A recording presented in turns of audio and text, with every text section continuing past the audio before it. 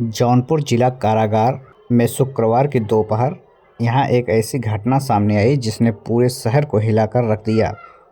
पत्नी की दहेज हत्या के आरोप में बंद 24 वर्षीय युवक मोहम्मद सुफियान ने कथित तौर पर फांसी लगाकर जान दे दी।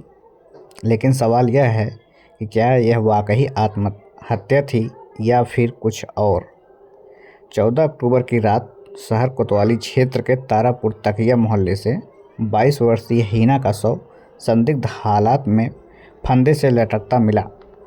हीना के मायके वालों ने पति मोहम्मद सुफियान पर गंभीर आरोप लगाए। दहेज में 10 लाख रुपए की मांग, प्रताड़ना और अंततः हत्या। 27 अक्टूबर को पुलिस ने सुफियान को गिरफ्तार किया और उसी दिन उसे न्यायिक अभिरक्षा में जेल भेज दिया गया। मोहम्मद सुफियान और केराकत के चौरा गांव की हीना कभी एक दूसरे से प्रेम करते थे। परिवारों ने 9 अप्रैल को मुस्लिम रीत रिवाज से निकाह कराया, लेकिन 7 महीने भी नहीं बीते और फिर रिश्ता मौत में बदल गया। शुक्रवार की दोपहर बंदियों की मुलाकात का समय था। जेल कर्मी कैदियों को बैरक से बाहर निकाल रहे थे। इसी दौरान बिजली मिस्त्री सुफियान के पास जनरेटर कक्ष की चाबी थी। वहीं चाबी उसने ताला खोलने के लिए इस्तेमाल की, लेकिन अगला कदम हैरान कर देने वाला था। अंदर जाकर सुफियान ने गमछे से फंदा बनाया और वहीं लटक गया।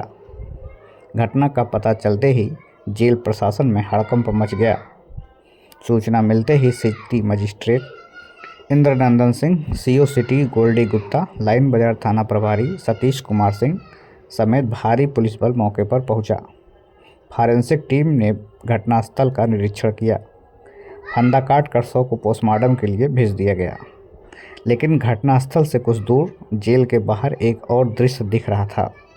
सुफियान की बड़ी बहन आसमा बेगम परिवार और पड़ोस की महिलाओं के साथ वहां पहुंच चुकी थी और उन्होंने हंगामा शुरू कर दिया। कल ही मैं उससे मिली थी, बिल्कुल ठीक था, हंसते हुए बात कर रहा था, उसे पुलिस ने मिलकर मारा है, ये आत्महत्या नहीं है। परिवार का साफ आरोप है कि ससुराल पक्ष और कुछ पुलिसकर्मियों की मिलीभगत से सुफियान की हत्या की गई है। सुफियान के पिता का पहले ही इंतकाल हो चुका था। वह 5 भाइयों और 6 बहनों में तीसरे नंबर पर था। परिवार के अधिकांश सदस्य मुंबई में रहते हैं। बहन आसमा बेगम भी वहीं से आई थी और उन्होंने कहा था कि सुफियान मानसिक रूप से बिल्कुल सामान्य था। अब प्रशासन मामले की जांच में जुट गया है, लेकिन कई सवाल अभी भी अनुत्तरित हैं। क्या सुफियान वाकई में परेशान था और उसने आत्महत्या कर ली? क्या जेल प्रशासन की लापरवाही जिम्मेदारी थी, या फिर क्या परिवार के आरोप सही हैं? क्या सच है, यह आने वाला जांच ही बताएगी। लेकिन दहेज, प्रेम, विवाह और मौत, इन सब के बीच यह एक दुखद कहानी है जिसने समाज को झकझोर कर रख दिया है।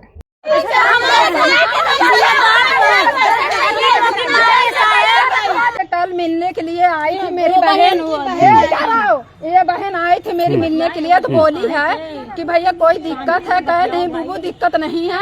कहा कि उसका भाई जिस दिन मट्टी लेने आया उसकी बहन मर गई, तो था मोनू था और उसके साथ 5-6 लोग थे, गाँव वाले थे। तो लेकिन गाँव वाले उस समय भाई तुम्हारी भाई बहन गए थी तो कोई बोला नहीं गाँव वाला।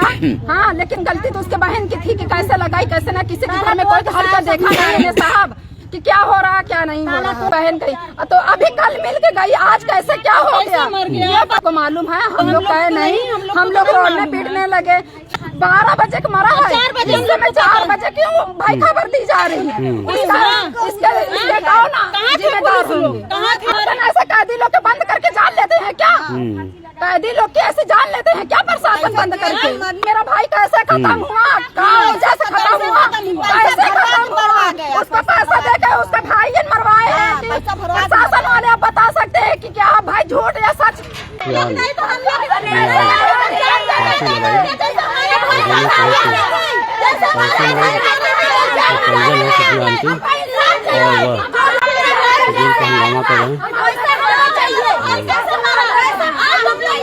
सुफियान के परिवार के लोग रहे हैं कि कैसे मरा, कैसे फांसी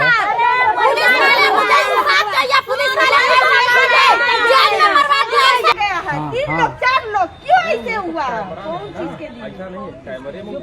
कैमरा होगा बाकी धमकी देता था, पैसा लेकर मरवाएंगे तो जब आपको भाई तब कहा पैसा लेकर मरवाएंगे हम पुलिस लोग के धमकी दे सारे पास